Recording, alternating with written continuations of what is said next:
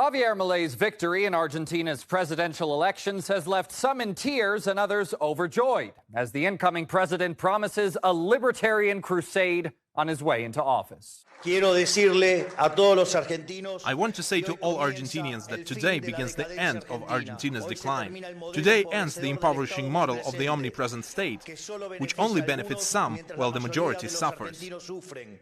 According to Milei, this means completely dismantling huge swaths of the government, like the central bank, the health ministry, and the education ministry. On top of that, he wants to scrap the Argentine peso for the US dollar, something no major economy has ever done before. If you are president in 6 months, 10 months, or 1 year, all the bills in circulation in Argentina would be dollars? All dollars, yes. It's not exactly clear how he plans to go from peso to greenback, however, when Argentina has so few dollars that it's paying off its IMF debt with Chinese yuan. Even if Buenos Aires had the dollar reserves needed to make such a radical transition, Milei was an elected dictator, and Parliament's not likely to back his plans. There is no way to pass laws that, for example, require changing the country's currency or closing the central bank. But whatever, Milei's promising to steamroll the state and leave nothing behind except what he calls anarcho-capitalism. One has to wonder how someone with such eclectic ideas made it into office in the first place, especially when the future president doesn't seem so keen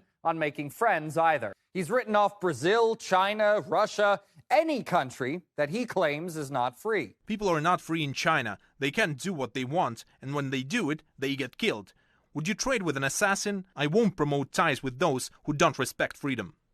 And Argentina can just forget about joining BRICS in 2024, something that the previous administration had very high hopes for. BRICS serves as a necessary political and economic platform. We want to be part of BRICS because the challenging global context lends the bloc unique relevance, positioning it as a significant geopolitical and financial reference. Being part of BRICS means joining a bloc that currently accounts for 24% of global production. We're going to play an important role in our common destiny. We continue to strengthen our fruitful relations with other countries. So much for joining a bloc that promotes economic sovereignty. Nope, Milei looks like he's content with throwing his country headfirst into greenback bondage, which will no doubt enrich U.S. companies along with their ultra-rich Argentinian patrons. Makes sense why the incoming president's playing with the idea of legalizing organ sales. The poor have to make money too, after all. It's a situation that Colombia's president has called a sad development for Latin America. The extreme right has won in Argentina. It is the decision of your society, set for Latin America. And we'll see. Now liberalism no longer has a proposal for society. It cannot respond to humanity's current problems.